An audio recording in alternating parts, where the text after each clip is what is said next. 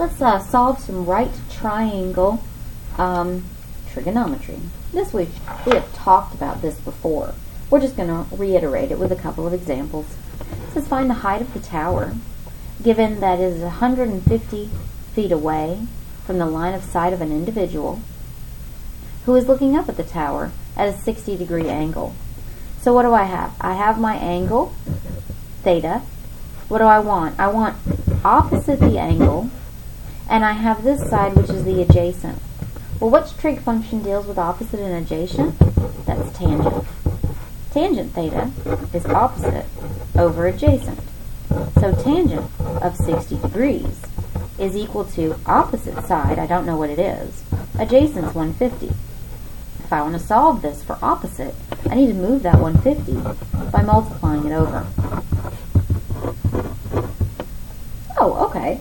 Now, keep in mind, anytime you're working with trig functions, you always have to check your mode on your calculator.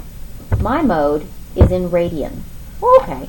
If I'm in radian, that's fine. I'll just have to put my degree symbol. I could change my mode to degree, and then I could leave the degree symbol if I wanted to. I wouldn't have to put it. I'm going to leave my mode in radian. So here I want 150 tangent of 60. Second angle gets me that degree symbol. I'm going to close it up and hit enter. This is telling me that my opposite side is roughly 259.81 feet. If you wanted to round to a whole, 260 feet. Okay? If you're rounding to a whole. Next, let's do another one. Here, a hot air balloon is ascending with you in the balloon and your friend filming you. Your friend is 50 feet away from where the balloon took off. Here's where the balloon took off. Your friend starts filming at a 30-degree angle. So when you start filming right here at a 30-degree angle, after a minute, her camera then is at a 70-degree angle. How far did you travel in that minute? So here's the question. You actually want to find out this distance. In order to figure out that distance, you have to find the smaller distance and the larger distance and subtract the two. Okay. Well, let's do that. So this is A and the whole thing is B. So let's find A. If I want to find A, I have my angle. A is the opposite side, 50 is the adjacent. So again, I have tangent of theta is equal to opposite over adjacent. Tangent of 30 degrees is equal to A, my opposite side, adjacent's 50. We want to solve for A, so move your 50 over by multiplying. Again, get out your graphing calculator so that we can find the value here. You don't have to use your graphing calculator, of course. You could use your unit circle.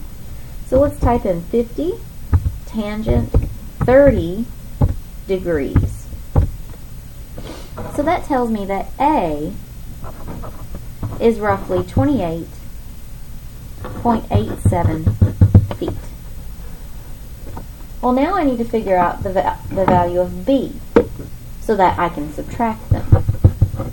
So I then want to find B.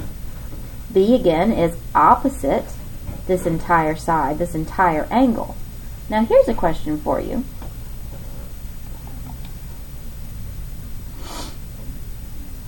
If B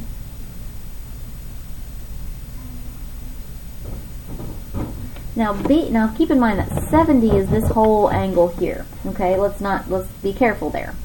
So 70 is the whole angle here. Okay, so if I want to find B, I have my opposite side of my 70 degrees. I have my adjacent side. Again, that's tangent of theta, opposite, adjacent. So that means it's tangent of 70 degrees. Opposite side is B, adjacent is 50. Move your 50 over so that we can solve for that B value.